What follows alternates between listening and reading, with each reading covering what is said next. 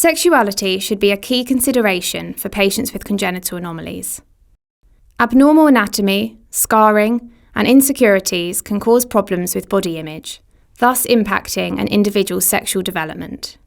Normalising the issue, as part of a child's broader development, is of utmost importance for them to achieve a better quality of life. Indeed, sexuality should be addressed early on in this development. At 3 to 4 years of age, children start getting interested in exploring their bodies and generally go through a phase of body comparison. Starting from this very young age, patients with congenital anomalies will have to deal with self-awareness, and they will need tools to talk about their bodies and why they look different compared to peers.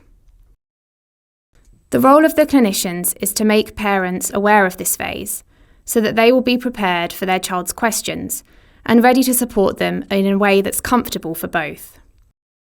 Clinicians should empower parents to discuss this topic with their child in accordance with the patient's age, encouraging them not to consider it as a taboo. This is the first step to achieve normalisation and helps to promote the child's body confidence.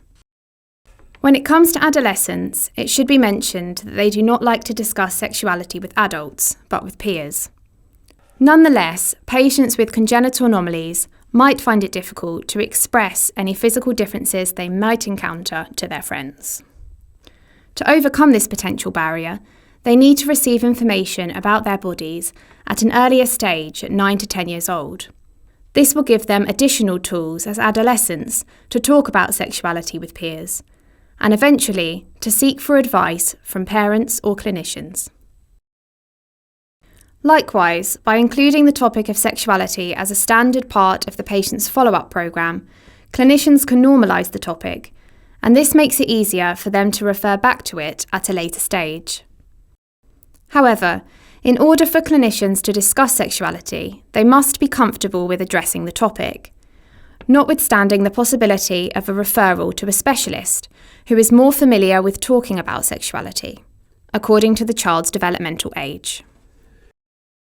Clinicians should be aware that not only children with functional pelvic floor problems may experience difficulties related to sexuality. This topic should be addressed for all children with congenital anomalies or chronic health conditions. There are factors associated with having a congenital anomaly that may impact a patient's self-image, such as having scars or anatomical deformities. Some patients may be afraid to talk about their body being different due to feelings of shame or insecurities, which in the long term may impact their sexuality and how they enter into relationships.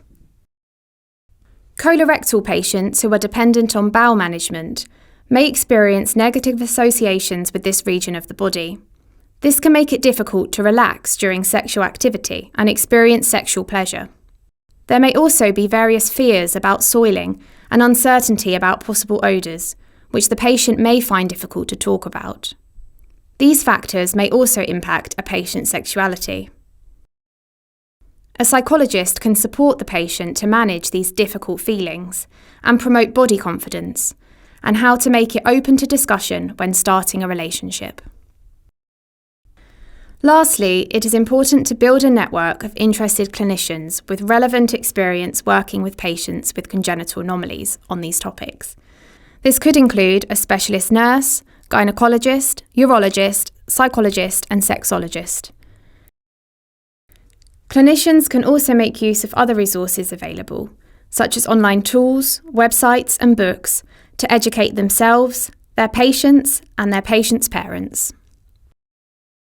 When addressing the topic of sexuality with the patient, the use of language and terminology used with patients and parents should be consistent.